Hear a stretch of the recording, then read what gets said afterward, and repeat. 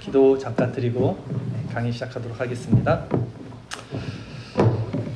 사랑과 은혜가 많으신 성삼위 하나님 감사함을 드립니다.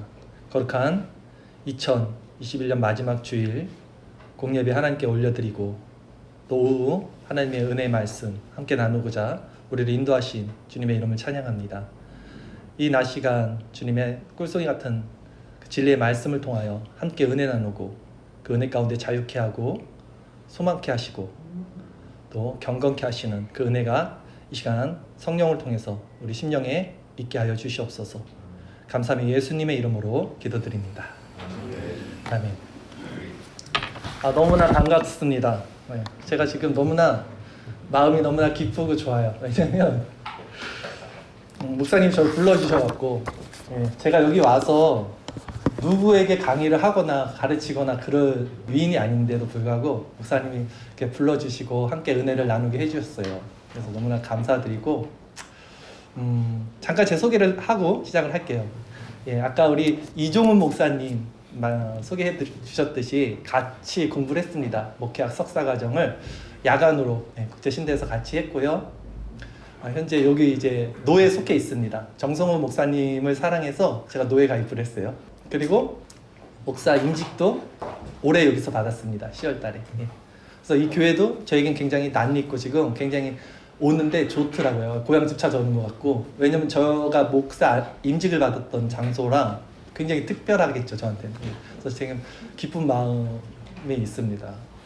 그래서 교회를 개척을 한 지는 1년이 됐어요. 수원에 있는 나비교회, 이름이 특이하죠?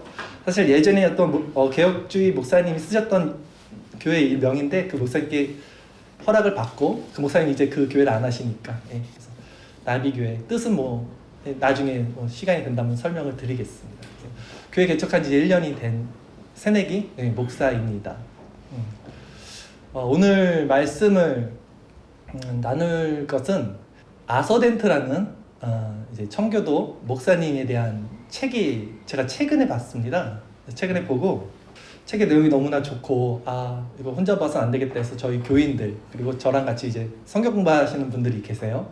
제가 선물로 다 나눠드렸어요. 그리고 같이 은혜를 나누고 있는데 또 강의 이렇게 말씀을 해주셔갖고 같이 이것도 나눴으면 좋겠다 해서 제가 준비를 했고요.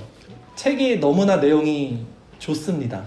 너무나 좋은데 그걸 다 할 수도 없고 가져올 수도 없어서 제가 타이핑을 쳐서 아주 부분적인 것만, 혹시 프린트 갖고 계신가요? 예. 제가 이렇게 쳐갖고 아주 부분적으로만 정리를 좀 했습니다. 그래서 이 책이요, 진짜 한자 한자가 버릴 게 없을 정도로 아주 잘 쓰여진 책이었습니다. 그래서 그 내용을 가지고 오늘 같이 은혜를 또 나누고, 또 그 책 가운데서 아주 제가 오늘 좀 중심적으로 나눠보고 싶은 부분이 있어서 그 부분은 성경 본문을 또 가져왔어요. 로마서 7장, 8장 있는 본문을 그대로 가져와서 그 부분에 대해서 좀 함께 은혜를 나누고 또 결론을 또 맺고 이런 시간을 가질 건데요. 아서덴트라는 분이 있는데 이 분이 존 버년 아시죠? 철로 역정 쓰신 존 버년이 태어나기 한 20년 전 사람입니다. 영국 분이에요.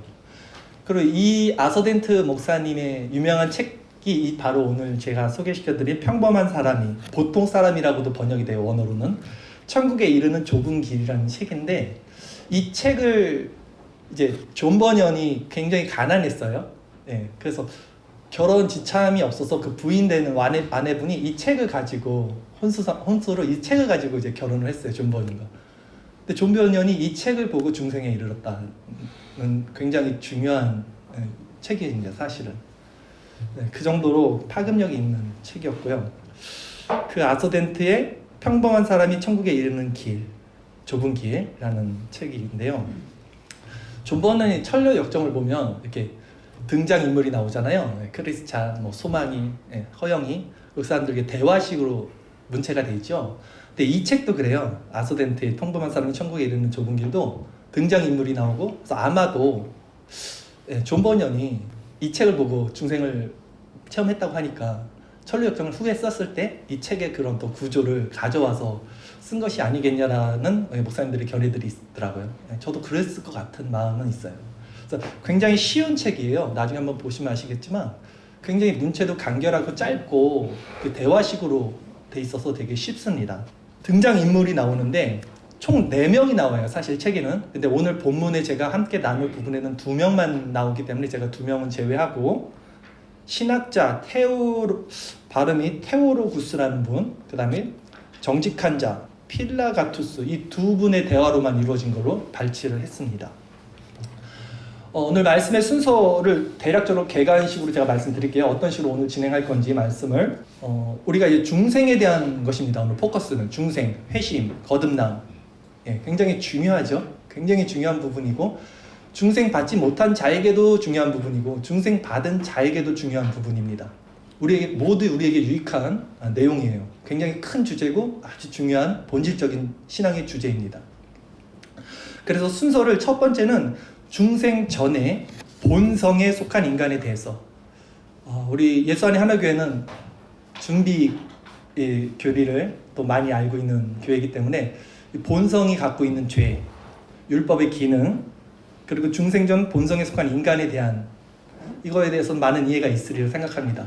복음이 복음되기 위해서 우리의 율법이 필요하듯 이 부분을 아서덴트도 처음에 짚어줘요. 인간에게 율법의 기능, 율법이 죄의 저주 아래 인간이 팔렸다는 것이 어떤 의미인지를 깨달아야지 복음이 올 수 있다. 이 부분을 처음에 명시를 합니다. 그 후에 이제 중생이 이루어지는데 두 번째로 해서 중생에 대해서 이제 아서덴트가 얘기를 합니다. 책을 통해서. 그리고 세 번째는 그러면 중생 후에 이 부분이 중요해요. 세 번째. 중생 후에도 남아있는 죄의 상태가 있어요. 성도에게. 바울이 로마서를 쓸 때 이제 6장, 7장, 8장을 보면 중생받은 후에 쓴 책이 로마서거든요. 많은 신학자들의 견해들은 있습니다. 이거 바울이 중생받기 전에 쓴 거야. 어떻게 중생받은 사람들이 자기가 죄에게 노예로 팔려갔다는 말을 하니? 근데 또 반편, 이거는 중생받은 다음에 쓴 거야. 결론적으로는 확신한 것은 중생받은 후에 쓴 거예요. 자신 안에 있는 두 본성을 바울이 봤기 때문에 명확하게 그것을 적시한 것이고 그 원리에 대해서, 중생의 원리에 대해서 명시한 거거든요. 복음 중에 복음이고 왕관 중에 왕관의 보석인 로마서 7장 8장에 그 구절이 명확하게 있는데 그 구절에서 그러면 중생 후에도 우리 안에 여전히 남아있는 죄의 세력, 죄의 잔조, 이것이 무엇인가를 그 바울이 쓴 로마서 7장 8장의 말씀을 통해서 오늘 좀 나눠보고자 합니다. 사실은 이 부분이 제일 커요. 그러니까 로마서를 통한 말씀은 아서덴트 책에는 없습니다. 이제 제가 로마서를 가지고 같이 나누고 싶은 부분이고요. 그리고 마지막 이 아서덴트의 책의 파트 2 중생 마지막 부분, 구원의 확실한 8가지 표지들, 결국 우리 자신을 점검하며 이런 모습들이 나에게 있는지 중생에 관한 표지들을 살펴보면서 오늘 이렇게 강의를 순서대로 마무리할 것입니다. 어떠세요? 다 지금 괜찮으시죠? 이해 다 가시고? 기대가 되시나요? 원래 잘 안 떠는데 좀 떨려요. 왜냐하면 자리가 자리인지라 제가 이 소문을 너무 많이 듣고 와갖고 우리 이종훈 목사님이 너무 겁을 줘갖고 그거 웬만한 거 하지 마. 그거 다 우리 성도들 다 아는 거 그거 사람들 졸리게 하지 말고 좀 제대로 준비를 하라고 신신당부를 하셨는데 제가 아까 서두에 말씀드렸듯이 부족합니다. 제가 은혜 받으러 왔어요. 좀 같이 은혜 받는 시간으로 삼아주시고 저 목사 뭘 전하나 그런 눈빛이 아니라 조금이라도 진리 안에 있다면 같이 좀 이렇게 은혜 가운데 따뜻한 시간이 됐으면 좋겠습니다. 첫 번째 파트예요. 중생전 본성에 속한 인간에 대해서 이제 책에 있는 내용을 그대로 쓴 거니까 읽으면서 아주 되도록이면 찬찬히 깊이 있게 제가 다루고 싶어요. 한자 한자가 버릴 게 없는데 제가 지금 긴장해서 넘어갈 수도 있는데 제가 최대한 노력을 해서 정말 이 안에 있는 보석 같은 진리를 좀 같이 캐낼 수 있는 시간이 됐으면 좋겠어요. 그리고 한 가지 먼저 말씀드리면 이 지금 내용이 이 문맥이 조금 어색할 수 있습니다. 왜냐면 제가 이게 다 책을 갖다 쓴 게 아니니까 앞뒤 저는 문맥이 약간 어색하더라도 이해를 해주시고 단편적으로 좀 이해를 해야 돼요. 필라가토스, 사람들이 본성적인 상태에 있을 때 인간의 비참함과 끔찍한 상태에 대하여 올바른 감정과 참된 시각을 가질 수 있습니까? 라고 신학자에게 물어봅니다. 이 정직한 자가. 그러니까 사람들이 본성적인 상태에 있을 때 인간에겐 본성이라는 게 있습니다. 하나의 본성이 있어요. 누구나 자연인들에게는 본성이라는 게 있죠. 예, 그 본성 상태에 있을 때 인간의 비참함과 끔찍한 상태에 대하여 올바른 감정과 참된 시각을 가질 수 있습니까? 라는 질문을 했을 때 신학자 테오고로스 이렇게 말합니다. 그럴 수 없어요. 본성적인 상태에 있는 인간의 눈은 감겨있고 마음은 완고해졌습니다. 성경 구약이 율법으로 우리에게 말해주는 거죠. 그래서 그들에게는 참된 영적 시각이 생겨날 수 없습니다. 또한 자신이 끔찍한 상태에 있다는 사실을 전혀 이해하지 못하고서 자신에게 만족하고 있지요 라고 말해요. 그러니까 복음 안에 있지 않는 본성, 그러니까 육체 안에 있는 본성 안에 있는 사람들은 그 자신의 상태에 대해서 모르고 있고 오히려 자신에게 만족하고 있다라고 합니다. 근데 여기서 중요한 것은요, 제가 이 책을 보면 자연인들, 교회 안에 있지 않고 밖에 있는 사람들에게 말하는 게 아니에요. 하나님을 믿고 예수님을 믿고 교회 안에 들어와 있는 사람에게 지금 이 신학자가 말하고 있는 거거든요. 그러니까 하나님을 믿는 자들 안에서도 자신의 끔찍한 상태를 모르고 자신에게 만족하고 있다는 거예요. 그때 필라가투스 이렇게 얘기합니다. 당신은 본성적인 상태에 있는 모든 인간은 율법의 저주 아래 있다고 생각하는 건가요? 테오고로스가 이렇게 말합니다. 그렇습니다. 그들이 비록 그 사실을 모르고 보지 못하고 느끼지 못하고 인지하지 못한다 하더라도 그들은 율법의 저주뿐만 아니라 사탄의 폭정과 지배 아래에도 놓여 있습니다. 그리스도 안에 있지 않는 모든 인간은 율법의 저주, 어둠과 사탄의 권세 아래 놓이게 됩니다라고 아주 명확하게 인간의 실존 상태에 대해서 말을 합니다. 자, 그들은 그 사실을 모르고 보지 못하고 느끼지 못한다.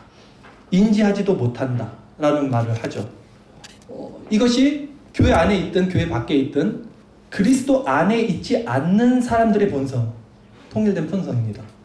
예수님은 이 본성의 문제를 해결하기 위해서 오신 분이고, 그래서 예수님이 이 땅에서 많은 기적을 행하신 것은 사실 표적이라고 볼 수 있겠죠. 단지 예수님이 어떤 사람들을 눈을 고치고 귀를 고치고 그 병을 고치는 단순한 그 일 때문에 오신 건 아닐 거예요. 보지 못하는 자들, 표적으로 눈을 고쳐서 하나님 나라는 이렇게 보지 못하는 자들에게 보이는 거야. 죽은 자를 살리신 것을 통해서 나사로를 살리면 뭐합니까? 또 죽을 거. 오병이어로 먹이면 뭐합니까? 또 배고플 거. 단지 그거 행하려고 하늘에 계신 하나님의 아들이신 예수님이 이 땅에 오신 건 아니겠죠? 설마? 뭔가를 보여주시는 거예요. 하나님 나라는 먹는 것과 입는 것에 있는 게 아니라 하나님 안에서 의와 평강과 희락이야. 그리고 하나님 나라는 영원한 생명이야. 그 나라는 죽음이 없는 나라야. 그래서 장님을 고치고 죽은 나사로를 살리고 오병이어로 배고픈 자들을 고치신 거예요. 그것을 표적이라고 하죠. 보여주시는 거예요. 그러니까 그것을 보여주셨음에도 불구하고 유대인들은 그것이 뭔지 모르고 그 기적에만 몰두하고 그것들에만 이제 초점을 두죠. 그 상태가 유대인들의 상태뿐만이 아니라 모든 예수 밖에 있는 사람들의 상태라는 거죠. 테오고로스는 그걸 얘기하는 겁니다. 보지 못하고 느끼지 못하고 인지하지 못한다 하더라도 이게 그 상태라는 거예요. 그들은 율법의 저주뿐만 아니라 뭐래요? 사탄의 폭정과 지배 아래도 놓여있다고 해요. 이 세상은 에베소서에서 그러죠. 공중 권세 잡은 자들이 다스리는 세상이다. 이 공중 권세라는 것은 원어적으로 보면 우리의 생각과 마음을 지배하는 어떤 그 사상이잖아요. 예. 이 사단의 마귀가 모든 인간에게는 지정의라는 것이 하나님 안에서 온전하게 이루어졌었죠. 근데 지성과 감성과 의지라는 것이 이제 불협화음이 일어났고 죄로 말미암아 그 틈에서 사단의 모든 폭정과 지배 아래 놓인 것이 공중권세 잡은 자들이 지배하는 세상, 그 안에서 갖고 있는 사고체계, 우리의 정체성, 우리의 사고방식, 우리의 세계관이라는 거죠. 그것을 얘기하는 거예요. 폭정과 지배 아래 놓여 있다는 거예요. 우리 상태가. 그리스도 안에 있지 않은 상태라는 거예요. 모든 인간이. 그렇게 테오고로스가 말할 때 필라가투스가 다시 이렇게 질문을 합니다. 이것을 이해할 수 있는 사람은 근데 거의 없을 것입니다. 그들은 자신들이 마귀를 대적하며 하나님과 별 문제 없다고 말하며 하나님께 감사할 것입니다. 제가 아까 이 말을 듣는 사람들이 지금 교회 밖이라 그랬나요? 교회 안에 있는 사람들이라 그랬나요? 교회 안이에요 지금. 예. 교회 안에 있는 사람들인데 교회 안에서도 이것을 이해할 수 있는 사람이 거의 없을 것입니다. 지금 제가 설명드렸던 거, 지금 테오그로스가 말했던 거, 이런 것들에 대해서 이해할 수 있는 사람이 교회 안에도 거의 없을 것입니다 라고 말을 해요. 왜냐하면 그들은 자신들이 마귀를 대적하며 하나님과 별 문제 없다고 말하며 하나님께 감사하는 자들이라고 그래요. 보편적인 우리 주변에 있는 교회들의 모습이라고도 할 수 있습니다. 이것이 테오로구스가 이렇게 다시 말을 합니다. 마귀는 사람의 내면과 마음을 지배하고 있습니다. 그렇죠? 아까 제가 공중권세 잡은 자에 대한 말을 드렸던 거죠. 사람의 영혼에 역사하는 사탄은 본성의 상태에 있는 사람들은 전혀 느낄 수도 인식할 수도 없는 교묘한 책략과 강교한 수단을 씁니다.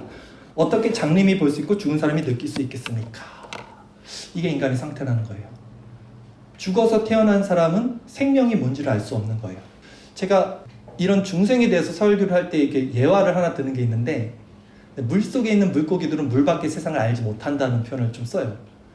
아무리 설명을 해도 중생받지 못하는 사람들은 중생이라는 것이 뭔지 개념을 알지 못하는 거거든요. 왜냐하면 새로운 본성이기 때문에 우리의 옛 자아, 옛 본성 안에서는 이 새로운 진리, 새 생명에 대한 감각이 있을 수 없어요. 무지하고 죽어있는 상태이기 때문에. 그러니까 예를 들면 물속에서 물고기들에게 물 밖의 세상은 인지가 안 되겠죠. 그들에게 세상은 물속이에요, 전부. 그 보이는 게 다니까. 근데 만약에 개구리라는 존재가 있어서, 개구리는 물 밖의 세상을 볼 수 있고 물 안에서도 살 수 있는 거죠. 개구리가 물 밖에서 물속으로 들어와서 말을 합니다, 물고기들에게. 야, 물 밖에 내가 나갔더니 이렇게 이런 세상이 있더라. 근데 물고기들은 그 말을 이해를 못해요. 무슨 소리지? 저게 어떤 말이지? 중생은 약간 이런 느낌 같아요. 그래서 어떻게 장님이 볼 수 있고 죽은 사람이 느낄 수 있겠습니까? 어떻게 물 안에 있는 사람이 물 밖의 세상을 인식할 수 있겠습니까? 어떻게 세상 안에 있는 사람이 하나님의 세계를 인식할 수 있겠습니까? 라는 말을 하는 거예요. 근데 필라가투스가, 이 정직한 자가, 이 사람은 아직 중생받지 못한 사람이에요. 그러나 정직한 자예요. 그래서 이렇게 말합니다. 좀 더 자세히 설명해 주세요. 저 이해가 안 갑니다. 솔직하게 말을 하는 거예요. 테오그로스, 사탄은 눈먼 사람의 외적 감각을 현혹합니다. 그래서 사람들은 볼 수 없는 것을 보고 느낄 수 없는 것을 느낀다고 생각하게 됩니다. 이것이 사탄의 교활함입니다. 자, 이게 무슨 말이냐면, 그러니까 우리가 살아가는 이 세상, 우리의 어떤 정체성은요, 우리의 이거 사조죠, 철학 사조, 세상을 살아가는 사조는 눈에 보이는 게 보이는 거잖아요. 그게 존재하는 거잖아요. 죄송합니다. 조금만 용어를 쓸게 아시겠지만, 자연주의라고 하자. 자연주의, 유물론 사상. 그러니까 눈에 보이는 게 있는 거예요. 이게 철학 사조인데 중세 이후 지금까지 모든 인간에게 갖고 있는 인간의 사고 방식, 사고 체계죠. 근데 성경은 그거에 반하는 얘기를 합니다. 보이는 것은 나타난 것으로 말미암은 것이 아니라는 거예요. 예. 우리가 소망하는 것은 보이는 것이 아니고 보이지 않는 것이 있다는 거예요. 인생은 한 번 죽는 것은 인간에겐 정해진 것이고 죽은 후에는 심판이 있다 그러는 거예요. 자꾸 그 내세에 대해서 얘기를 하는 겁니다. 뭔가 하나님 나라 편에서 봤을 때는 그것이 진리가 돼요. 그리고 이 땅은 그것에 비치는 모형, 그림자라고 말을 합니다. 그 진리가 있기 때문에 이 세상이 비춰진다. 플라톤의 이데아 사상도 비슷해요, 사실. 플라톤은 철학적인 거고, 기독교 역사에서 봤을 때도 분명히 하나님 나라가 있고 그 모형론이라고 하죠. 이 세상이 그것의 그림자로, 모형으로서 주어진 거예요. 그러니까 그것이 진리면 이것은 비진리예요. 근데 이 땅에 있는 사람들의 인식 구조는 어떻게 되냐면 이것이 보여요. 그럼 이게 진리예요. 그럼 반대로 그게 비진리가 되는 거예요. 그러니까 진짜 보이는 것은 그건데 보이지 않는 사람이 지금 뭐라 그러죠? 그래서 사람들은 볼 수 없는 것을 본다 그러는 거예요. 그리고 느낄 수 없는 것을 느낀다고 생각하게 된다는 거예요. 혹시 매트릭스라는 영화 보셨나요? 그 매트릭스 1편이 기독교 영화가 이때 제가 보고 굉장히 큰 충격을 얻었어요. 명확하게 중생에 대해서 말하고 있었어요. 어떻게 그렇게 중생에 대해서 정확하게 말하는지 제가 깜짝 놀랐습니다. 예전에 봤는데 좋은 영화는 아니에요. 다른 철학 사조도 갖고 있는 영화인데 그 중생에 대한 부분은 명확합니다. 그러니까 네오라는 주인공이 이 세상이 가상이라는 걸 깨닫고 나서는 이 세상이 프로그램, 코드로 보여요. 그런 개념으로 봤을 때 중생한 사람이 거듭나고 난 후에 이 세상이 실체고 진짜라고 했던 개념이 바뀝니다. 완전히 바뀌어서 저 하나님 나라의 새로운 인식이 들어오고 이 세상이 결국은 모형이고 그림자라는 어떤 그런 과정을 이 자들만 깨달아요. 예. 근데 이 수가 굉장히 적다라는 겁니다. 사탄이 공중권세 잡은 자가 모든 신앙 생각의 사조를 가지고 이 땅에서 그렇게 사람들을 유물론과 자연주의에 묶여서 이 땅이 전부인 것처럼 그렇게 살게 만들어요. 예. 하나님 나라는 보이지 않는 건 없는 거야. 보이지 않는 게 어떻게 있는 거니? 이 사조 안에 모두 가다놓고 있는 겁니다. 필라가토스 그래서 이렇게 말을 하죠. 이것을 진리라고 믿을 수 있는 사람은 많지 않을 것입니다. 지금 제가 말씀드렸던 것 제 말이 아니고 이 책에서 말하고 성경이 증거하고 있는 그 하나님 나라, 보이지 않는 그 나라, 그 세계가 진짜다. 이것을 믿을 수 있는 사람은 많지 않을 것입니다. 라는 거예요. 우리의 인식이 바뀌는 거예요. 지식적으로 동의가 일어날 수 있습니다. 분명히 성경이 있으니까 보이는 것은 나타난 것으로 말미암아 된 것이 아니라 하나님 나라가 있구나. 그러나 그것은 우리의 지식의 문제지 우리의 인식이 바뀌지 않는다면 아무것도 바뀌지 않아요. 하나님 나라가 분명히 있어. 그러나 나는 이 땅에서 살고 있고 눈에 보이는 이것이 내 정체성의 가장 주된 목적이고 내 삶의 이유야. 이럴 수 있다는 거예요. 제 말은. 그건 바뀐 게 아니에요. 정체성이 바뀐 게 아니에요. 지식의 동의가 일어난 거지. 지식의 동의는 마귀들, 귀신들도 일어나죠. 예수가 하나님의 아들인 것은 귀신은 더 잘 알죠. 그러나 그는 회개할 수 없고 그는 귀신을 회개할 수 없고 하나님의 은혜와 영광을 바라볼 수 있는 거예요. 그래서 정말 그렇습니다. 성경을 믿을 수 있는 사람은 적은 수입니다. 소수만이 이것을 자각하기 때문에. 매트릭스에서 네오가 깨어나듯 우리는 하나님의 말씀의 빛의 조명을 통해서 어둠이 드러납니다. 내 자신의 어둠이라는 것을 빛의 조명을 받기 전에 인간은 절대 알 수 없어요. 자신의 실존이 어떤 상태인지를 알 수 없어요. 빛이 말씀이잖아요. 예수 그리스도의 말씀이 우리에게 비춰줬을 때 아주 소수들만 믿게 될 것입니다. 이 말입니다. 이렇게 중생 전에 인간의 본성에 대해서 살펴봤는데요. 제가 지금까지 들었던 거는 여러분들 다 이해하시고 충분히 인지하고 계시는 부분이라고 생각을 하고 있어요. 이제 두 번째 중생에 대해서 말할 거예요. 물 한 잔 먹고 하겠습니다. 진짜 너무 긴장돼. 왜 이렇게 긴장되지? 편하게 해도 되는데 이거 왜 이렇게 긴장되는지 모르겠네. 자, 중생에 대해서 한번 나눠보겠습니다. 필라가토스, 본성적인 상태에 있는 인간은 얼마나 오랫동안 율법의 저주와 사탄의 죄의 노예 상태에 머물러 있어야 합니까? 라고 이제 물어봐요. 이 사람 중생받은 사람이 아니라 그랬죠. 궁금한 거예요. 중생이 뭡니까? 이렇게 물어본 거예요. 쉽게 얘기해서. 그때 테오그로스 이렇게 말합니다. 거듭나서 은혜의 상태로 들어올 때까지입니다. 주님께서는 사람이 거듭나지 않으면 하나님 나라를 볼 수 없느니라고 말씀하셨습니다. 이렇게 중생에 대해서 딱 던집니다. 그때 펠라디게우스가 일제 물어봐요. 중생, 즉 새로운 출생, 거듭남이 무엇인지 말씀해 주겠습니까? 이제 말을 하는 거예요. 자, 우리가 이렇게 살펴봤듯이 율법의 저주 아래, 율법의 기능으로 인간의 죄에 대한 부패성을 먼저 인지시키고 나서 이제 중생의 개념이 들어옵니다. 테오그로스, 중생은 타락하고 부패한 상태에 있는 영혼을 새롭게 만드는 것입니다. 로마서 12장 2절에는 너희는 마음을 새롭게 함으로 라고 말하고 있고, 에베소서 4장 24절 오직 너희의 심령이 새롭게 되어라고 말했어요. 여기서 중요한 포인트 단어가 있는데요. 저는 새롭게 된다는 거예요. 초점을 명확히 두고 싶어요. 중생은 새롭게 된다는 거예요. 새롭게 된다는 거예요. 새로운 건 좋은 거잖아요. 벌써 2021년 연말이 지나고 우리가 새해가 되는데 중생은 정말 새롭게 되는 거예요. 이 새롭게 된다는 것이 다른 본성이 들어와 버렸어. 새롭게 된 어떤. 그러니까 우리의 본성이 있는데 이 본성이 바뀌는 게 아니고요. 이게 갱신이 아닌 거예요. 그거는 마지막 날 이제 영화의 단계겠죠. 감각 얻는 자에게 뭔가 새로운 것이 들어오는 거예요. 본성이 있는데 새로운 본성이라는 것이 나와 있는 두 가지 본성에 대해서 쭉 말씀을 드리는 거예요. 우선은 중생은 새롭게 된다는 거, 정말 새로워진다는 거, 이거의 포인트를 우선 두고 싶어요. 필라가토스, 좀 더 자세히 설명해 주세요. 또 물어봅니다. 테오그로스, 돌 감람나무가 참 감람나무에 접붙임되면 새로운 본성을 가지게 될 것입니다. 마찬가지로 그리스도에게 접붙임되기 전까지 우리의 옛 본성은 변함이 없습니다. 그러나 그리스도에게 접붙임되면 새로운 본성으로 변화됩니다라고 말을 했어요. 이 사실을 고린도후서 5장 17절이 말해주고 있습니다. 그런즉 누구든지 그리스도 안에 있으면 새로운 피조물이라. 포도나무와 가지의 비유, 그리스도의 연합이죠. 인용 크라이스트, 예수 그리스도의 연합, 인 크라이스트, 예수 안에 있고 예수가 내 안에 있는 상태. 이 부분에 대해서 명확하게 좀 더 깊이 있게 나누는 거예요. 오늘 그 부분을 짚고 넘어가고 싶은 거예요. 표면적으로 여러분들 다 아는 걸 한번 던지고 가고 싶진 않아요. 솔직히 말씀드려서. 근데 성령의 조명하심과 은혜가 있어야 됩니다. 분명히 좀 더 집중하시고 은혜와 그 지혜와 지식을 구하는 마음으로 같이 하나님의 은혜가 있어야 될 것 같아요.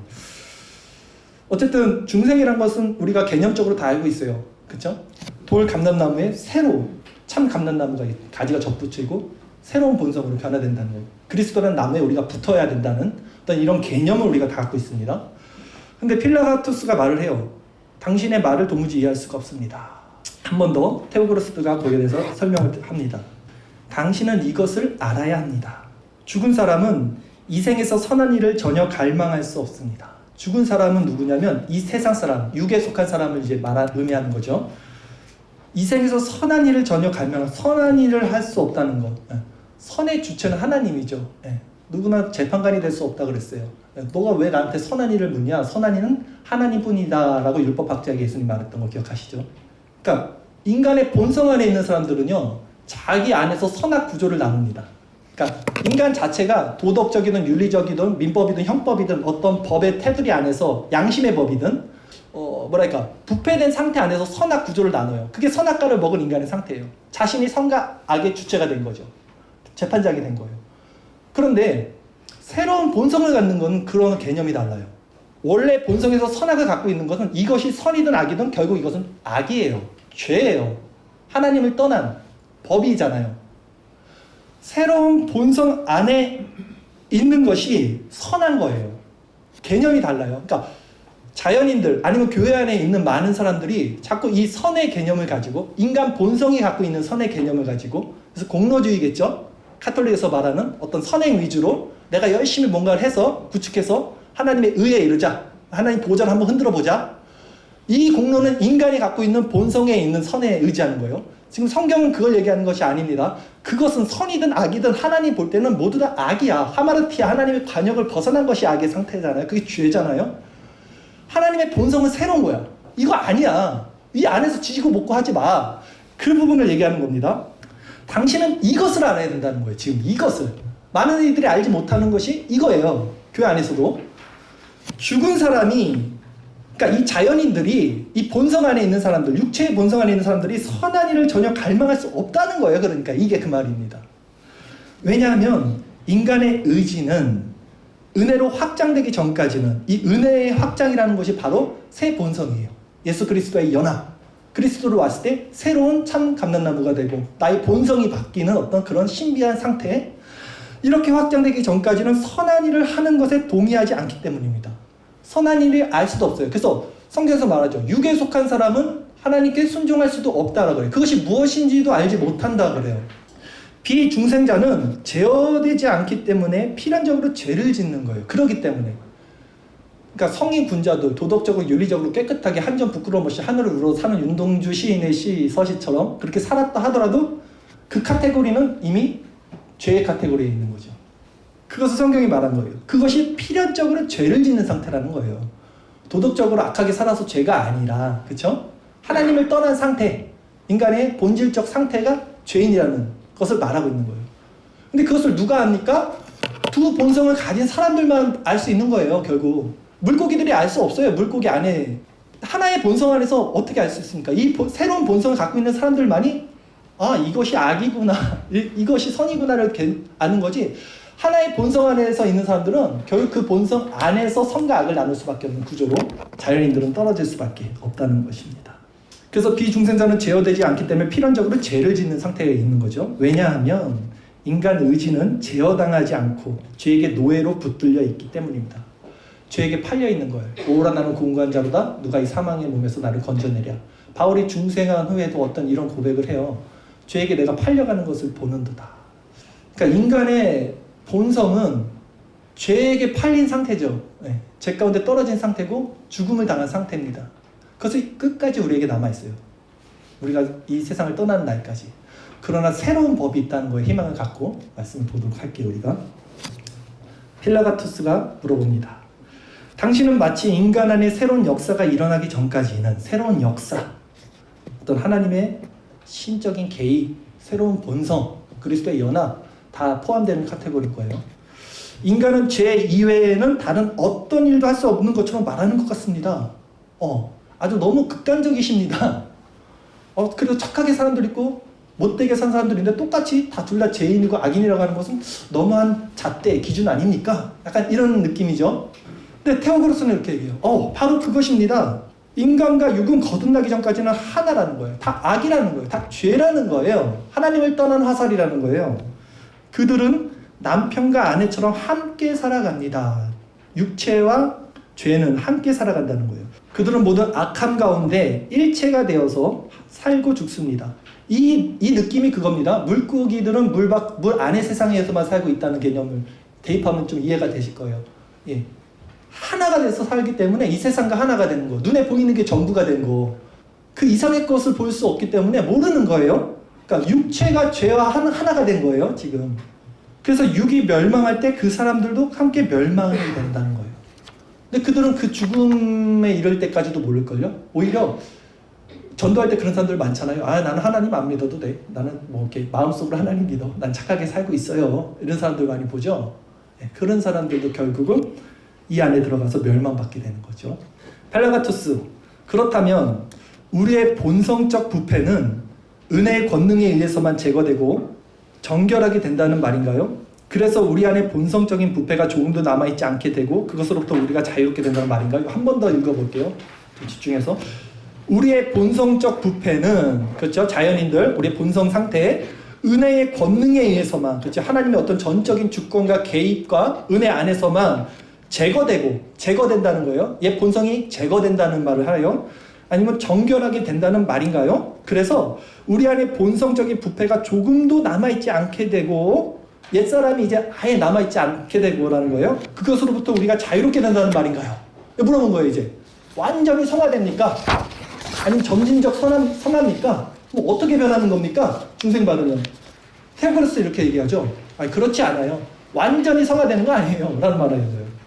우리가 죽는 순간까지 옛 본성, 우리 육체의 찌꺼기가 우리 안에 존재하고 있습니다. 라는 말을 해요. 성경은 이것을 옛사람이라고 말합니다. 이 사실을 로마서 7장 10절 이하에서 잘 설명해주고 있습니다. 이게 로마서 얘기는 우리가 이따가 한번 구체적으로 살펴볼 겁니다. 필라가토스도 그렇다면 당신은 은혜와 중생의 새로운 사역과 이로 인하여 거듭난 새 사람이 이 생에서는 완전하지 않다고 말하는 것인가요? 테오고로스가 그렇습니다. 새로운 피조물이나 새롭게 하는 은혜의 사역은 이 생에서 결코 온전하게 이루어지지 않지만 항상 이루어지고는 있습니다. 이 부분이 중요해요. 항상 이루어지고 있다는 어떤 이미와 아직의 경계에 우리가 있는 상태, 항상 이루어지고 있는 상태예요. 이 생에서 우리의 믿음과 지식이 불완전한 것처럼 우리의 중생과 성화도 불완전합니다라는 말을 해요. 여기가 중요해요. 이제부터가. 필라게오스가 이렇게 물어봐요. 그러면 이상해요. 이게 앞뒤 맥락이 안 맞아요. 지금 모순이 있거든요. 말에. 하지만 당신은 좀 전에 중생이나 새로운 출생은 전인에 속한 것이고 우리 지정의가 변하는 거예요. 새롭게 하는 은혜의 사역은 전적이고 완전하다고 말하지 않았나요? 완전히 변하는 건데 본성이. 근데 왜 지금은 또 완전하지 않다고 말하는 겁니까? 모순이잖아요? 라는 걸 물어보는 거예요. 이제 여기서 세 번째, 중생 후에도 남아있는 죄의 상태에 대해서 우리가 살펴보게 될 것입니다. 오늘 강의 중에 가장 중요한 부분이고요. 제가 물 한 잔 먹고 하겠습니다. 테오고로스가 이렇게 말해요. 오해한 거예요. 오해. 지금 제가 무슨 말 하는 건지 이해를 못하고 계시는군요. 새로운 출생 중생이죠. 포괄적이고 전인에 속한 것이라고 할지라도 그것은 부패의 요소가 다 사라져버리는 아무런 흠이 없는 온전한 것은 아닙니다. 갈라디아서 5장 17절 육체의 소욕은 성령을 거스르고 성령은 육체를 거스르다니 이렇게 성령과 육체 안에서 있던 싸움, 있다는 것을 말하고 있어요. 필라가우스는 당연히 이해를 못하겠죠. 중생받지 못한 사람은. 이 말 이해하기가 매우 어렵습니다. 좀 더 쉽게 설명해 주세요. 또 물어봐요. 테오그로스. 이 부분이 테오그로스가 말한 이게 굉장히 저는 임팩트가 있었어요. 이 중생의 상태가 무엇인가를 굉장히 비유를 들었는데 정말 저는 이게 아주 탁월한 비유라고 생각이 드는데 이렇게 말합니다. 새벽 여명이 비치는 대기는 완전히 밝지도 않고 완전히 어둡지도 않습니다. 그러나 전체 대기는 부분적으로는 밝고 부분적으로는 어둡습니다. 미지근한 물은 뜨겁지도 않고 차갑지도 않습니다. 그러나 열과 차가움은 물의 모든 부분에 혼재되어 있습니다. 이처럼 영과 육은 인간의 영혼 안에 혼재되어 있습니다. 바로 이것이 영과 육이 서로 다투는 이유입니다. 중생 받은 사람 이후의 삶에 여전히 죄의 습성이 남아있고 죄와의 피 흘리기까지의 싸움이 남아있고 공고함이 남아있는 이유, 바울의 로마서 7장의 이유에서 오라 나는 공고한 자로다 이 사망의 몸에서 나를 누가 건져내라 고백하는 이유가 바로 여기 있는 거예요. 우리의 상태가 아주 그런 해가 질 때 이거는 어둡기도 하고 밝기도 하고 물이 차갑기도 하고 뜨겁기도 하고 그게 다 섞여 있는 어떤 그런 이상한 상태에 근데 저는 이것이 아주 특별한 은혜라고 생각해요. 이 중생받는 이런 상태가. 왜냐하면 천국에서는 이런 상태를 이룰 수 없거든요. 천국에서는 완전해지거든요. 근데 이 땅에서만 분명히 하나님의 사람으로 성령의 생명의 법으로 해방이 돼요. 죄와 사망의 법에서. 완전히 하나님의 은혜 가운데서 그 법의 맛이 뭔지 알고 그 가운데서 살아가는 정체성이 생겨요. 중생받는 사람. 근데 분명히 또 악의 습성이 그대로 남아있어요. 아주 신비한 상태예요. 두 가지가 같이 공존할 수 있어요. 이게 사실 어폐가 있고 논리적으로는 맞지 않는데 이 상태를 이 땅에 사는 사람들만이 경험할 수 있어요. 우리만이. 성도들, 그것도 특히 성도들. 왜냐하면 자연인들은 우선은 몰라, 이들은. 이 얘기가 뭔지를 몰라요, 우선은. 근데 성도들만 이 치열한 싸움과 희한한, 이게 뭐지 도대체? 천국에서도 이게 없는데, 그러니까 이런 상태에 놓인 것이 저는 굉장히 큰 은혜라고 생각해요. 이게. 너무나 특별한 거예요. 너무나 특별한 거. 그러니까 이 죄의 몸을 갖고 죄 가운데 살아가야 되는데도 불구하고 하나님의 전적인 은혜와 아주 주권적으로 새로운 법이 우리 안에서 뭔가 새롭게 만든 거예요, 나를. 근데 이게 충돌이 되고 내 안에 두 가지가 양립하는 상황이 돼버린 거예요, 사실. 실질적으로 보면. 육의 생각은 사망이라고 로마서 8장에 그래요. 그래 성령의 생각은 생명과 평안이라고 그래요. 이 상태가 공존이 돼요. 내가 육체 가운데 있어서 오늘도 죄를 짓고 누가 나를 한 대 치면 막 열받아서 화도 냈는데 그 안에 새로운 본성으로 말미암아 평안이라는 게 있을 수 있는 상태가 돼요. 놀랍죠? 근데 이 두 가지 마음이 나에게 있다는 거예요. 이거를 누가 봐요? 중생 받은 자만 볼 수 있어요. 바울이 그래서 내 안에 두 가지 있는 법을 내가 깨달았다. 로마서에서. 내가 한 가지 법을 깨달았다. 바울이 로마서를 언제 쓴 거예요? 죽기 전에 유언적으로 쓴 거예요. 그분이 평생을 그 은혜의 사역을 마치고 나서 자기 실존의 죄된 속성을 보고 내 안에 두 가지 법이 있는 것을 내가 본다. 여전히 나의 죄의 법으로는 내가 사로잡혀가는 것을 본다. 이 죄의 법으로 내가 이겨서 여기에다 영의 양식을 줘서 이게 살찌워서 내가 잘나서 성화되는 게 아니라는 거예요, 바울이. 그래서 나는 공고한 자라는 거예요.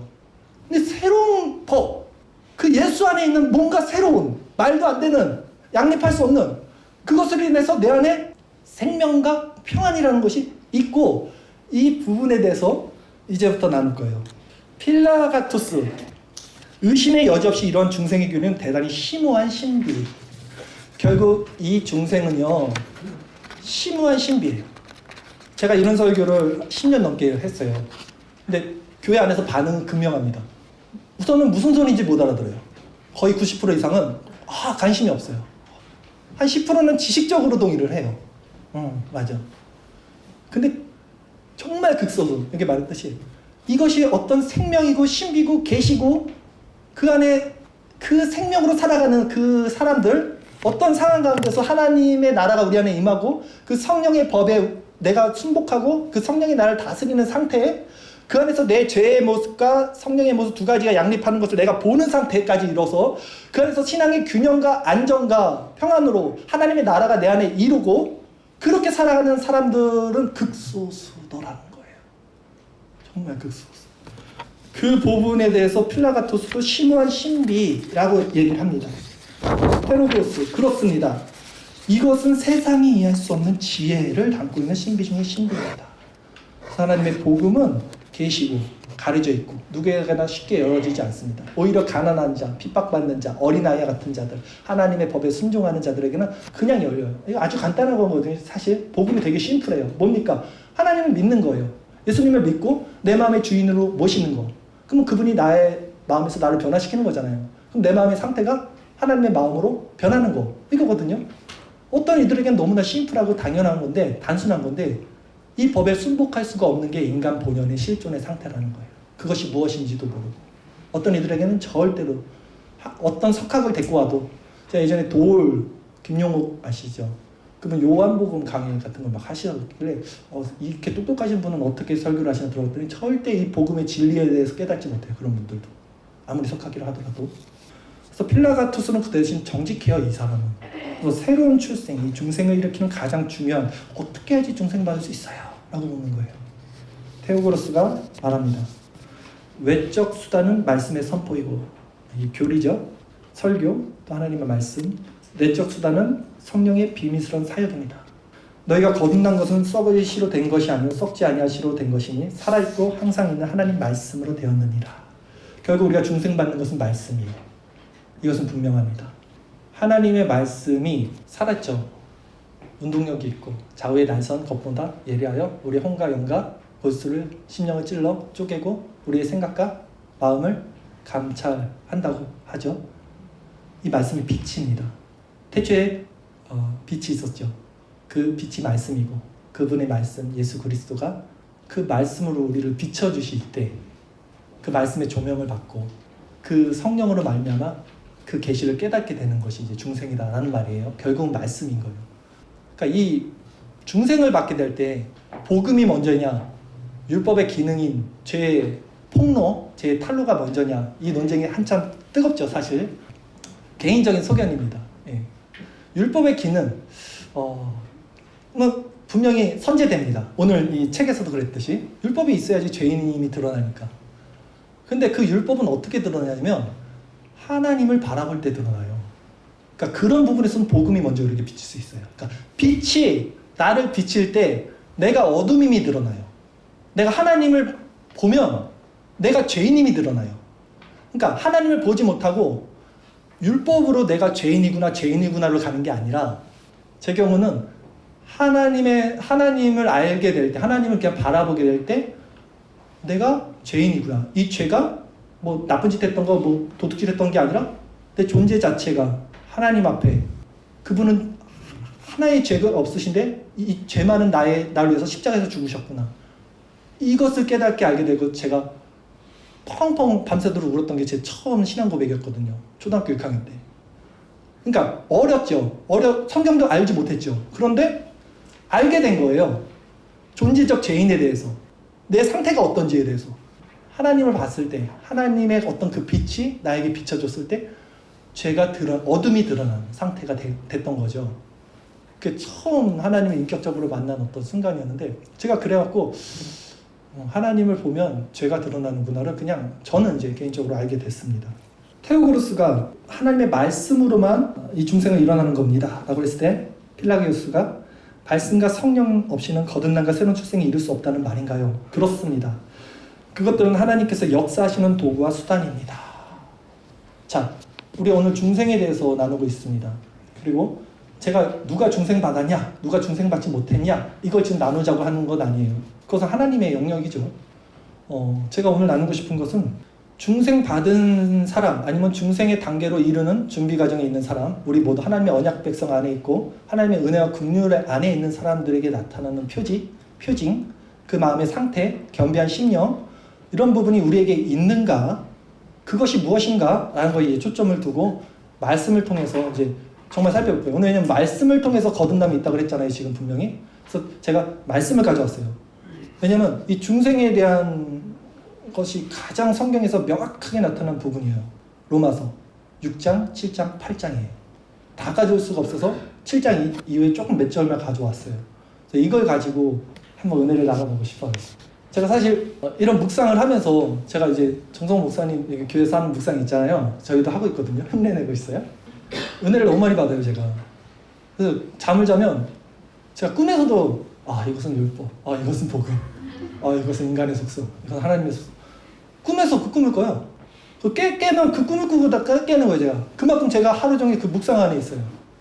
한두 번이 아니에요. 계속 그 꿈에서도 그런 꿈을 꾸는데 굉장히 유익해요, 저에게. 그런 상태에서 하나님이 큰 은혜를 주셔서 로마서 말씀을 조금 더 깊이 있게 볼 수 있게 되었는데, 최근에 그 부분 한번 나눠보고 싶은데, 사실 검증이 필요해요, 이 부분은. 그래서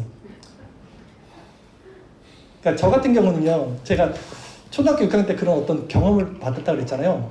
그러니까 누구한테 배운 게 아니고, 그 다음에 제가 30살쯤에 말씀을 보면서 어떤 걸 느꼈냐면, 내가 정말로 부패됐고 정말이라는 표현을 쓸 수밖에 없는데 그것보다 더 극한 표현이에요.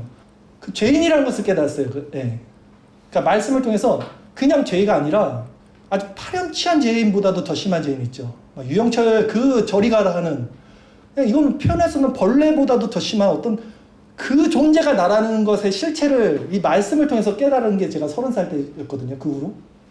그래서 저는 그 부분에 대해서 내가 죽고 그리스도와 연합된다는 거, 내가 그리스도와 함께 십자가에 못 박혔나니 그런지 이제는 내가 사는 것이 아니요 내 안에 그리스도가 사는 것이 어떤 의미라는 것인지, 내가 십자가에서 죽는다는 것이 도대체 어떤 의미라는 것이, 나의 의로 죽을 수도 없는 그 상황에서 그리스도와 연합이 되고 그 빛이 내 안에 들어와서 내가 새 생명이 된다는 거 어떤 의미인지를 이 자신의 실존이 드러나면서 내가 그리스도를 붙잡게 되었거든요. 그것만이 나의 살 길이니까. 내게서 나온 건 모든 것이 악한 거고 죄뿐이었다는 것을 성경이 나를 폭로시킴으로 내가 그리스도를 붙잡으면서 중생과 회심과 아주 커다란 정체성의 변화가 일어난 게 30살 때 정도였거든요. 그런데 그 후에 그래서 저는 어떻게 생각했냐면, 네오가 그 매트릭스에서 새로운 세상을 깨달았듯이 정말 그렇게 보이더라고요, 세상이. 하나님 나라가 실질적으로 알게 되고. 그래서 저는 죄를 안 지을 줄 알았어요, 솔직히 그때는. 근데, 나는 이제 더 이상 정죄함이 없고 난 죄를 안 짓겠지 생각을 했어요. 근데 제가 또 죄를 저질렀어요. 얼마 지나지 않아. 그때 제가 깜짝 놀랐어요. 뭐지? 나 중생받은 게 아니었나? 하나님으로부터 난 사람은 요한일서에서 죄를 저지를 수도 없다고 그러는데, 난 왜 죄를 또 저지르지? 나 뭐지? 이런 고민이 있었던 거예요, 그때. 근데 최근에 그 부분이 뭔지를 저는 은혜로 알게 됐어요. 근데 이 부분에 대해서는 검증을 우리 목사님께서 해주시겠지만 용기를 내서 한번 말씀드려볼게요. 왜냐면 저도 검증이 필요하니까, 이게 맞는 건지. 로마서입니다. 로마서 6장 4절부터 갖고 왔는데요. 제가 사실 오늘 말씀드리고 싶었던 게 바로 이 부분의 챕터입니다. 우리가 중생받은 이유가 있습니다. 하나님이 우리를 중생시키신 이유가 있어요. 로마서 6장 4절 말씀 같이 한번 읽어주실래요? 제가 지금 목이 아프니까. 한번 읽어주십시오. 시작. 그러므로 우리가 그의 죽으심과 하여 세례를 받음으로 그와 함께 장사되었나니, 이는 아버지의 영광으로 말미암아 그리스도를 죽은 자 가운데서 찾으심과 같이 우리로 또한 새 생명 가운데서 행하게 하려 합니다. 아멘. 하나님이 우리를 중생시키신 이유는 뭐냐면, 우리로 새 생명 가운데서 행하게 하려 하십니다. 새 생명, 행하게 한다. 이 두 가지가 포인트입니다. 그러니까 죽어서 가는 천국 말고 이 땅에 살아가는 우리 신자들 안에 하나님의 나라를 이루어져서 새 생명 가운데 행하는 거예요. 그 모습을 하나님이 원하셔서 중생을 시켜주는 거예요. 왜냐하면 그 모습 자체가 하나님께 영광이 돼요. 우리가 하나님의 새 생명 가운데 행한다는 것이 무엇인지를 아는 상태, 내 안에 하나님의 법이 들어와서 내가 새로운 피조물로 살아가는 상태를 경험하고 느끼고 체험하는 그 자체가, 내가 뭘 해서가 아니라, 내가 신앙의 행위를 해서가 아니라 그 상태 자체가 하나님께 영광이 돼요. 영광이 될 수밖에 없어요. 하나님 그걸 영광으로 받으세요. 본인도 알아요. 이게 하나님의 영광이구나. 그 은혜, 이게 은혜구나. 그것을 주시기 위해서 생명 가운데 행하게 하기 위해서 중생을 시키시는 거예요. 중생받은 자의 태도는 그러면 어떻게 해야 됩니까? 로마서 6장 11절에서 13절 말씀 제가 읽을게요. 이와 같이 너희도 너희 자신을 죄에 대하여는 죽은 자요 그리스도 예수 안에서 하나님께 대하여는 살아있는 자로 여길지어다. 그러므로 너희는 죄가 너희 몸을 죽을 몸을 지배하지 못하게 하여 몸의 사욕에 순종하지 말고 또한 너희 지체를 불의의 무기로 죄에게 내주지 말고 오직 너희 자신을 죽은 자 가운데서 다시 살아난 자 같이 하나님께 드리며 너의 지체를 의의 무기로 하나님께 드리라. 자, 이 구절 잘 보셔야 됩니다. 표면적으로 보면 어떻게 이것을 받아들이게 되냐면 우리의 지체, 우리의 몸을 의의 무기로 하나님께 드려야 되는구나. 내가 열심히 정결하게 거룩하게 신앙생활을 해야 되겠다. 행위로 이것이 점철되어집니다. 근데 오늘 이 본문은 바울이 그런 개념으로 이야기한 게 절대 아니에요. 중생받은 사람들은요, 제가 이제 말씀드릴게요. 두 가지 본성이 생깁니다. 새로운 본성이라는 게 생겨요. 그래서 이 새로운 본성과 원래 있던 자기의 본성, 이게 두 가지를 자기가 봐요. 자기 안에 이 두 가지 법이 존재한다는 거. 근데 인간은 어디로 끌려가죠? 항상 죄의 법, 육체의 법, 옛자, 겉사람, 이 법으로 끌려갑니다. 바울이 이것을 봐요. 내 안에 한 법을 깨달았다 하면서. 그러니까 많은 이들이 착각하는 게 뭐냐면, 속고 있는 게 뭐냐면요, 이 옛자, 내 본성에 물을 줘요. 말씀을 주고 기도를 주고 그 자아가 성화돼서 그 자아가 하나님의 열매로 나타내요. 속아요. 이게 뭐냐면 로마에서에서 율법은 선한 거라 그래요. 죄는 악한 겁니다. 근데 죄가 율법으로 말미암아 기회를 타서 나를 속였다라고 바울이 말해요. 율법 자체는 선한 건데 이 죄라는 나쁜 것이 이 좋은 율법을 가지고 기회를 타서 속였다는 거예요. 그러니까 이 옛 본성 자체에 자꾸 제가 아까 처음에 그랬잖아요. 30살 때 중생 받았다고 생각을 했는데 죄를 저지르고 깜짝 놀랐다고. 나 뭐지? 죄를 저지를 수밖에 없는 거예요. 그 본성은 죄 안에 있을 수밖에 없어요. 그래서 바울이 내가 마음으로는 하나님의 법을 따르고 육신으로는 죄의 법을 따른다라고 그냥 말을 나눠버리는 거예요. 자기 안에서 두 가지를 나눠버리는 거예요. 이거를 우리가 봐야 돼요. 우리도 이 분별이 정확히 있어야 돼. 내 안에 두 가지 법이 있다는 것을. 그래서 내가 이제 죄를 저질 때는 이것은 내가 저지르는 게 아니라 죄가 내 안에서 죄를 저지르는 거라 바울이 그렇게 얘기하거든요. 그건 내가 아니야. 법정적인 의미잖아요. 그래서 나는 죄 안에 팔려가서 이제 나는 죄를 저지를 수 있는 이 본성을 보고, 근데 여기서 끝나면 너무나 복음이 아니죠. 그래서 바울이 로마서 7장 마지막 절, 그다음에 8장 넘어가면서 갑자기 태도를 변해서 예수 그리스도께 영광을 찬양을 드립니다. 이렇게 말해요. 오라 나는 공고한 자도 이 사망의 몸에서 나를 누가 건져내라 말한 다음에 다음 구절에 바로 이상한 말을 해요. 감사합니다. 주님. 이게 말이 안 맞잖아요. 바울은 이 본성, 옛 본성을 얘기한 게 아니라 새로운 본성에 대한 어떤 신비한 개념을 이야기하고 있는 거예요. 자, 그 부분을 한번 살펴볼게요. 말씀을 통해서. 세 번째, 중생받은 자가 자신을 바라보는 상태가 됩니다. 이제 바울이 고백합니다. 곧 내 육신에 선한 것이 거하지 아니한 줄을 아노니 원함은 내게 있으나, 이 원한다는 것은 하나님의 법을 따른다는 거예요. 이것은 중생한 사람들만이 알 수 있어요. 바울이 중생받은 거예요. 그래서 하나님의 법을 따르기를 원해요. 그러나 선을 행하는 것은 없노라. 바울이 자기 안에 옛 자아가 어떻게 움직이는지를 보는 겁니다. 내가 원하는 바 선은 행하지 아니하고 하나님의 법을 행하지 아니하고 도리어 원하지 아니한 바 악을 행하는도다. 만일 내가 원하지 아니하는 그것을 하면, 육체의 법을 따르면 이를 행하는 자는 내가 아니요 내 속에 거하는 죄니라. 이상한 말을 해요. 두 가지를 나눠버리는 겁니다. 자기 안에서. 그건 내가 아니야. 죄야, 죄 그냥. 그러므로 내가 한 법을 깨달았다. 이 말을 합니다. 곧 선을 행하기 원하는 나에게 악이 함께 있는 것이로다. 내 속사람으로는 하나님의 법을 즐거워합니다. 중생받은 사람만이 하나님의 법을 즐거워할 수 있겠죠. 그러나 그 사람도 내 지체 속에서 한 다른 법이 내 마음의 법과 싸운다는 거예요. 내 지체 속에 있는 죄의 법으로 나를 사로잡는 것을 보는도다. 본다는 거예요. 중생받은 사람들은 볼 수 있어야 돼요. 내 안에 두 가지 본성에 대해서 어떻게 이 작용이 어떻게 일어나는지, 이 둘이 어떻게 싸우고 있는지를 볼 수 있어야 돼요. 그러니까 내가 죄를 저지르면 내가 어떻게 또 죄를 저질렀지? 기도가 부족했나? 내 성경을 더 안 봐서 그러나 요즘에? 나 아직 중생받은 거 아닌가? 일로 넘어가는 게 아니에요. 그건 죄예요. 내 안에 있는 본성이에요. 그건 그대로 두십시오. 그건 이미 끝났어요. 예수 그리스도의 십자가 안에서 완전히 해결받은 겁니다.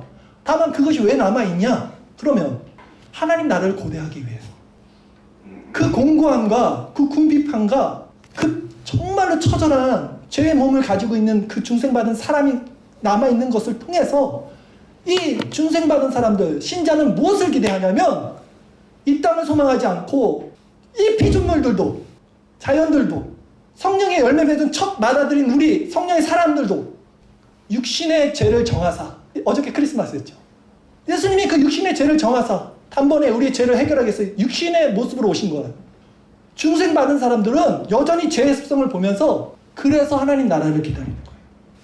다시는 눈물이 없고 곡하는 것도 없고 애곡하는 것도 없는, 다시는 비참한 나의 옛 자아가 나를 끌고 가서 오라 공고한 자로다, 이 모습의 상한 심령으로 넘어가지 않는 그 상태를 소망하게 해요. 근데 그 상태를 우리만 소망해요? 모든 자연, 모든 피조세계가 그 나라를 소망하는 거예요. 이게 기쁨인 거예요. 그러면 바울이 얘기해요. 우리가 육신의 빚진 자로 돼. 육신의 빚진 자가 뭡니까? 예수가 육신의 모양으로 와서 우리의 죄를 정하신 거예요. 우리가 그것에 빚진 거예요. 육신의 빚진 자로 돼 육신대로 살 것이냐라고 물어봐요. 성도들에게. 자, 우리의 두 본성이 있어요. 나 왜 또 죄를 졌지? 이게 아니라는 거예요. 우리가 죄를 저지를 수 없고 죄 안에 있지 않고 이럴 수 있는 법정적인 이유와 우리의 실질적인 삶의 이유는 어떻게 흘러가냐면 예수 그리스도가 육신의 모양으로 죄를 정하사 우리에게 그 새로운 마음을 주셨는데 이제 이것을 깨달아 안 우리가 육신의 빚진 자라는 걸 아는 거예요. 이 몸도 다시 회복될 거야. 그리스도가 그거 위해서 십자가에서 죽으셨잖아요. 여러분의 죄. 바울이 그걸 본 거예요. 근데 내가 어떻게 육신의 빚진 자로서 육신을 위해서 살 수 있겠냐. 그래서 하나님의 법을 지킬 수 있는 거예요. 이해가시나요?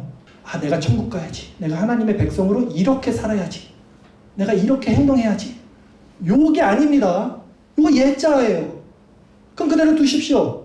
결코 정죄함이 없나니 생명의 성령의 법에서 죄와 사망의 법에서 너를 해방하였습니다.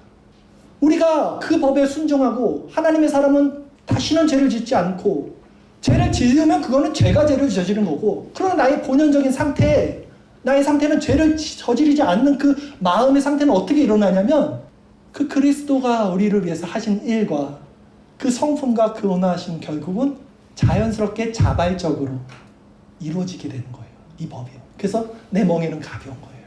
예수 그리스도의 멍에는. 율법은 우리를 무겁게 짓눌릅니다.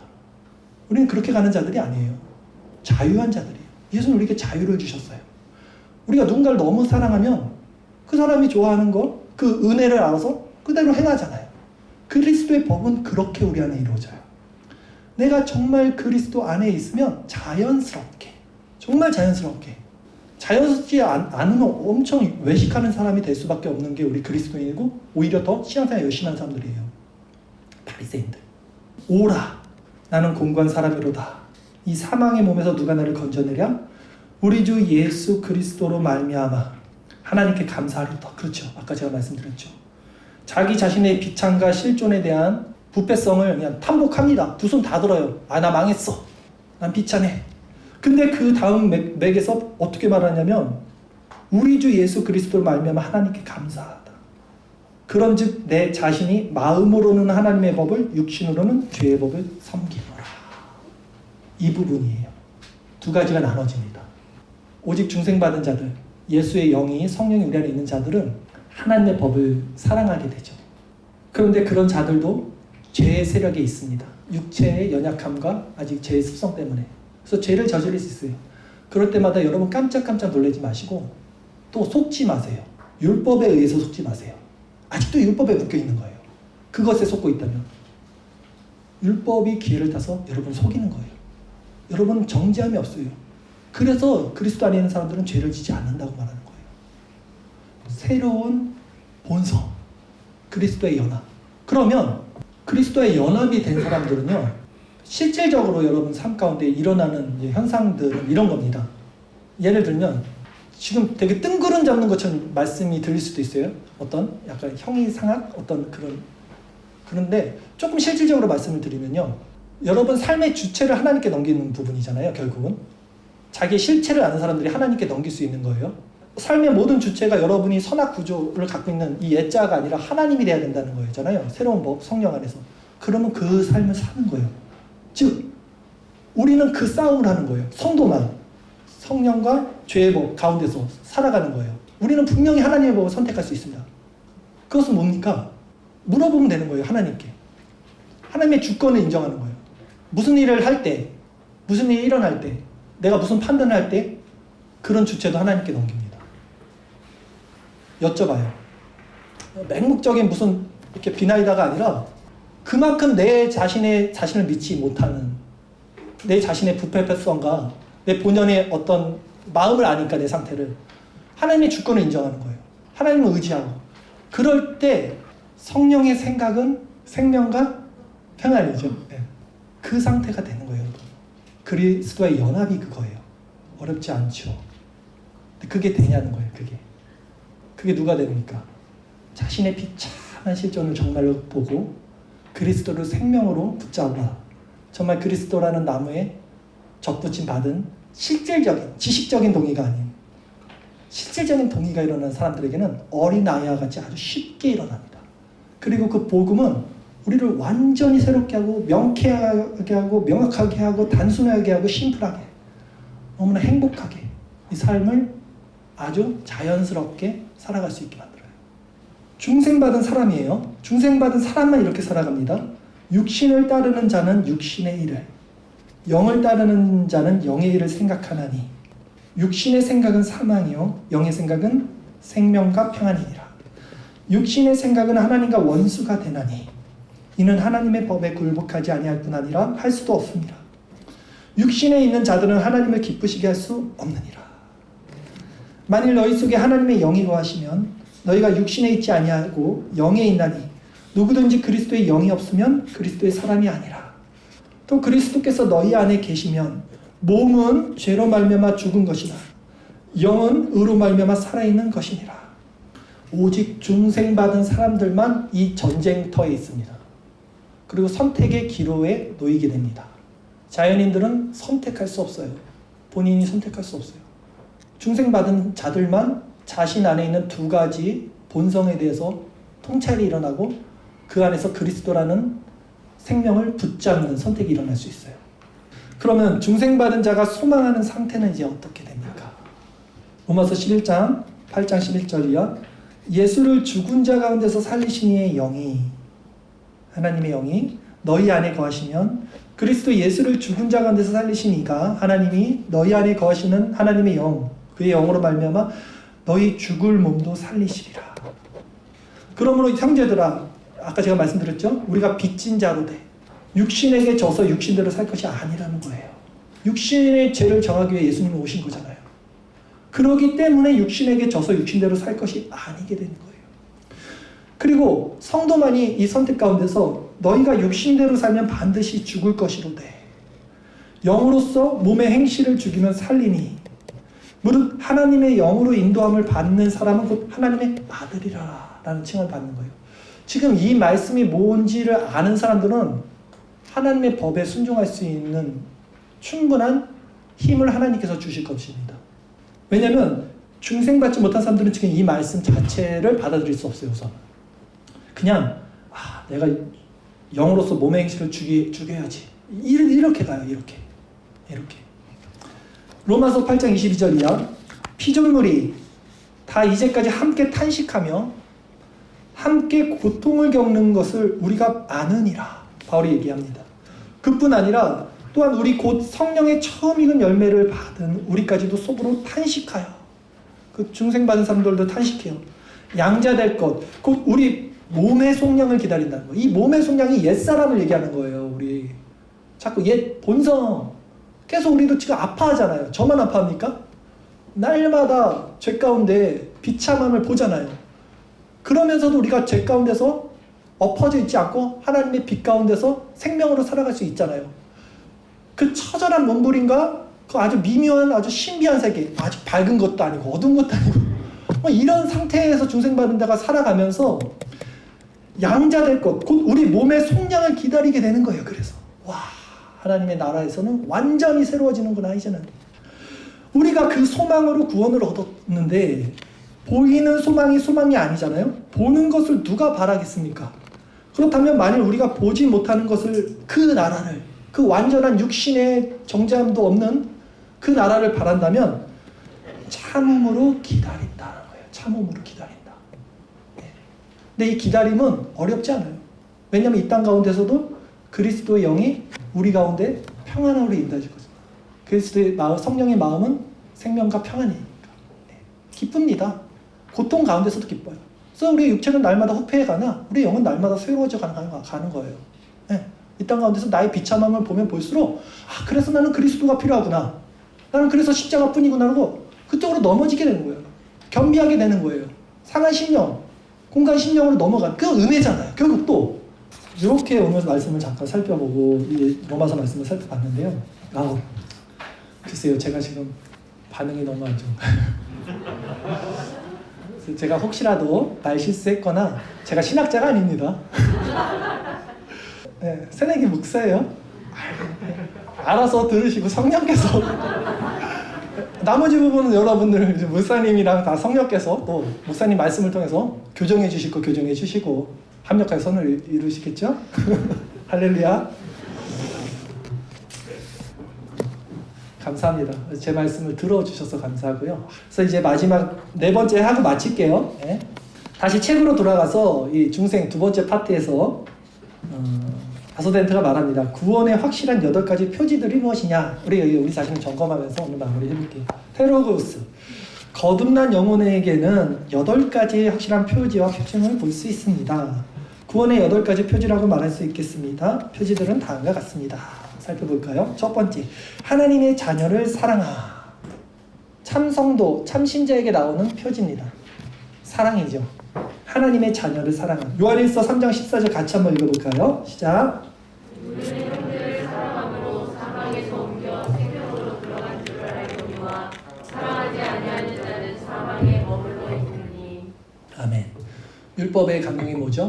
하나님을 사랑하고 이웃을 사랑하라는 거예요. 하나님은 사랑이시죠. 성경은 사랑입니다. 제가 여기 목사 임직 받을 때 저 이제 앞에서 목사님들 앞에 다 앉아 계시고 그거 물어봐요. 이제 테스트 하잖아요. 하거든요. 근데 정성 목사님이 저한테 이제 물어보시더라고요. 무엇이 제일 중요한 것 같냐고. 사랑입니다. 아니지. 심히 염려되는데 진리지 진리. 그래서 제가 목사님께 이랬어요. 목사님 염려 안 하셔도 돼요. 인본적인 사랑 얘기하는 것도 아니고 하나님의 전적인 주권 안에 있는 사랑을 말씀드리는 겁니다. 제가 말씀드렸어요. 네. 진리와 사랑은 하나죠. 그렇죠?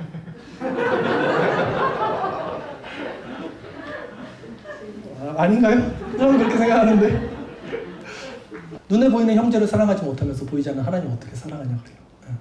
형제와 싸운 게 있으면 가서 화해하고 가서 예물을 드리라고 하잖아요. 사랑은 하나님으로부터 나온 거죠. 하나님의 주권을 우리가 받아봤을 때 그분의 아가페적인 사랑이 우리 안에 들어. 우리가 사랑을 해갈 수 있는 힘이 없죠. 죄인이니까.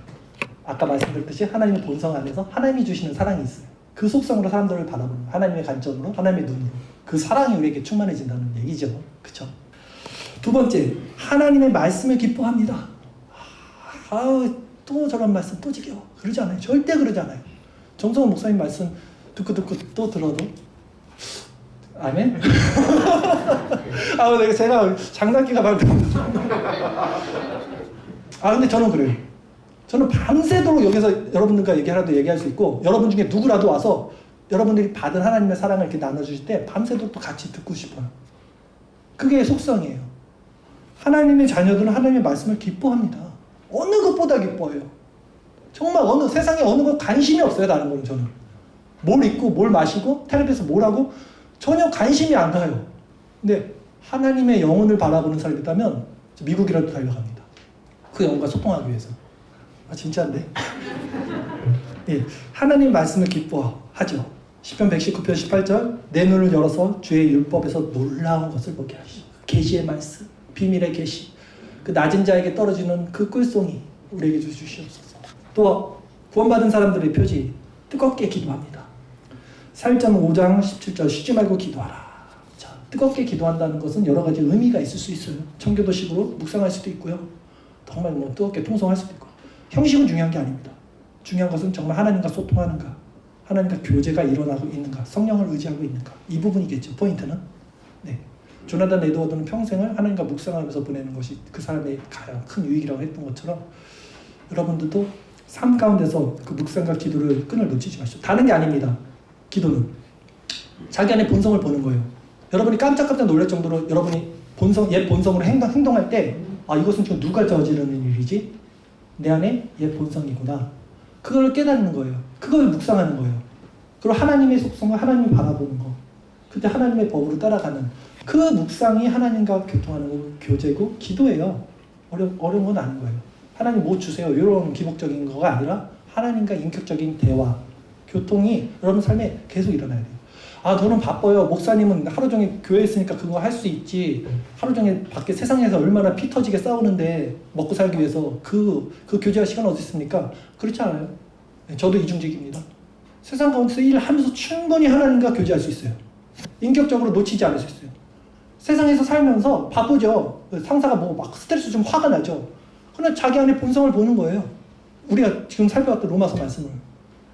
근데 나의 속사람은 항상 그 안에서 평안을 유지할 수 있는 상태가 돼요. 하나님을 의지하기만 하면, 우리가 정말 본성이 옛 본성에 속지만 않으면 그것을 묵상하시라고요. 그래서 신앙의 안정과 유익과 진보가 있게 되는 거예요. 여러분. 어떤 상황 가운데서 자족하는 법을 배우게 되는 거예요. 그게 바울의 말씀이죠.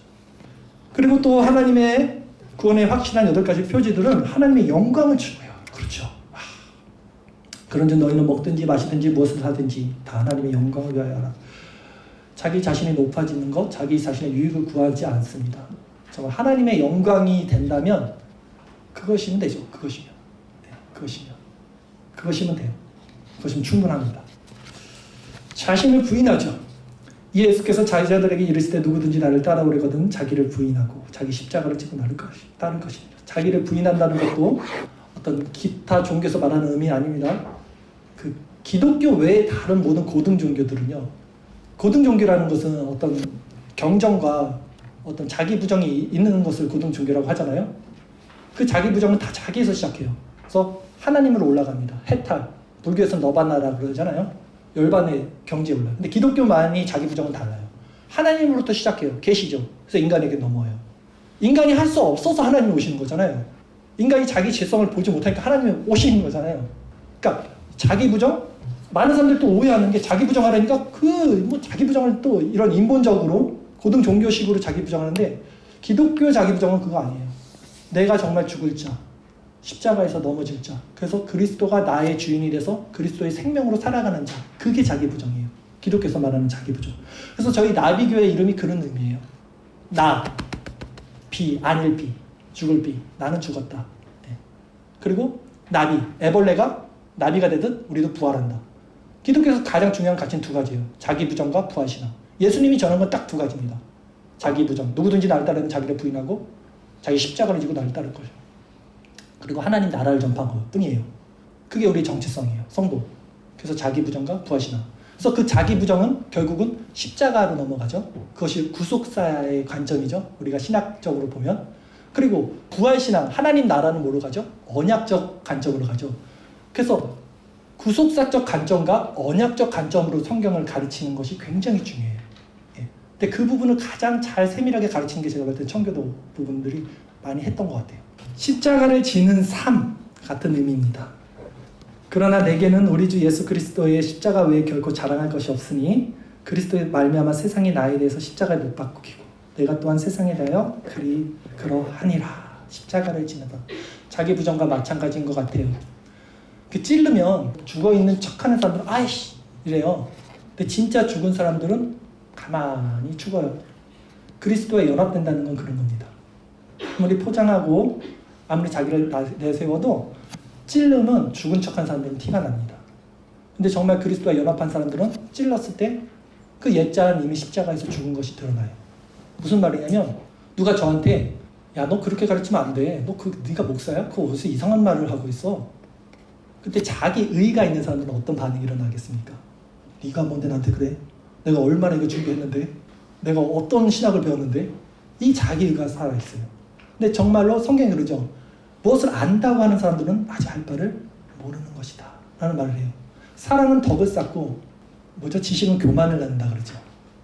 정말 하나님의 진리와 사랑 안에 있는 사람들은요, 자기가 부정됐는데 뭐 살았다고 어디서 들이댈 수 있는 게 뭐가 있겠어요. 누가 뭐라고 하면 맞습니다. 저는 죽을 자이고 아는 것도 없는 무지한 자입니다. 그래서 바울이 자기 아는 모든 지식 체계를 배설물로 여긴 것처럼 그런 겁니다. 다만 하나님의 은혜 안에 내가 있습니다. 이렇게 떨어지지 확 찔렀을 때 죽은 척하다가 깜짝 놀라는 건 아니라는 겁니다. 이것으로 자기를 점검하셔야 돼요. 정말 죽는 거예요. 실체입니다. 그리스도에서 죽고 그리스도에서 사는 것은 관념이 절대 아니에요, 여러분. 실체가 되는 겁니다. 자, 넘어갈게요. 부르심의 충성함. 8절. 하나님이 우리를 부르심은 부정하게 하심이 아니요 거룩하게 하심이라. 그러므로 저버리는 자는 사람을 저버림이 아니요 너에게 그의 성령을 주신 하나님을 저버린다. 여러분 두렵고 떨리는 마음으로 이 말씀을 명심하십시오. 하나님이 여러분을 부르셨어요. 지금 교회 가운데 중생한 자로 하나님의 백성으로 하나님 그리스도의 연합한 자로. 그것은 부정하게 하심이 아닙니다. 더 이상 육체 가운데 죄 가운데 살려고 부르신 게 아니에요. 오직 거룩하게 하심이에요. 거룩은 뭡니까? 구분이에요. 구별이에요. 무엇과 구별입니까? 세상과 구별. 여러분의 옛 자아와 구별되는 거예요. 여러분 오늘 이 말씀을 듣고도 여전히 여러분 삶의 주체가 변하지 않고 주인이 변하지 않고 실체가 변하지 않고 여러분의 그 관념 속에서 율법 안에서 살아가고 있다면 여러분 회개하셔야 돼요. 아직도 여러분은 그리스도의 주권 안에 엎드린 자가 아니라는 것이 탄로나는 거예요. 그러므로 저버리는 자는 제 말을 저버리는 게 아니에요. 너에게 그의 성령을 주신 하나님을 저버려요. 엄청 두려운 말씀입니다. 오늘 이런 말씀이 우리에게는 심판의 잣대가 될 수 있다는 거예요. 경각심을 갖고 성령을 쫓아 행해야 된다는 겁니다. 마지막 8번. 사람들에게 정직하고 공의롭고 양심적으로 행동해요. 구원받은 사람들의 표지죠. 끝으로 형제들아 무엇에든지 참되며 무엇에든지 경건하며 무엇에든지 오르며 무엇에든지 정결하며 무엇에든지 사랑받을 만하며 무엇에든지 칭찬받을 만하며 무슨 덕에 있든지 무슨 기름이 있든지 이것들을 생각하라. 마지막으로 말씀드립니다. 이런 덕과 은혜와 성품 자체는 하나님의 성령의 열매입니다. 여러분 자신이 스스로 낼 수 있는 성향이 아닙니다. 아시죠? 절대 인본적으로 나가시면 안 되고요. 하나님의 성령이 우리에게 주실 때 사랑과 희락과 화평과 온유와 절제와 충성 그런 것들이 우리 안에 자연스럽게 맺어지는 삶을 살게 되는 겁니다. 오늘 정말 비루하고 부족하고 어리석고 연약한 자였습니다. 여러분의 그런 신학적 잣대로 저를 재지 마시고요. 하나님의 은혜만이 여러분들 마음에 오롯하게 남아서 우리가 이 땅 가운데 사는 동안 끊임없이 하나님의 생각과 마음 가운데 평안을 유지하시고 제가 새벽마다 아침마다 우리 예수 안의 하나교회에서 기도하고 있어요. 여러분 아십니까? 네, 기도하고 있어요. 네. 저희 수원 나비교회를 위해서도 기도해 주시고요. 우리 형제교회입니다. 저만 그렇게 생각하는 거 아니죠, 목사님? 교인들 앞에서 학증을 받아요. 형제교회예요 우리? 네. 제가 목사님 믿어서 많이 배우고 있어요. 네. 위에서 기도해 주시고 함께 하나님 나라가 이루어지고 정말 그 나라에 우리가 눈물도 없고 곡하는 것도 없는 애통하는 것이 없는 그 나라에서 정말 완전한 육체와 완전한 영혼 새하늘과 새 땅 새로운 몸으로 서로 만납시다. 아멘. 기도하겠습니다.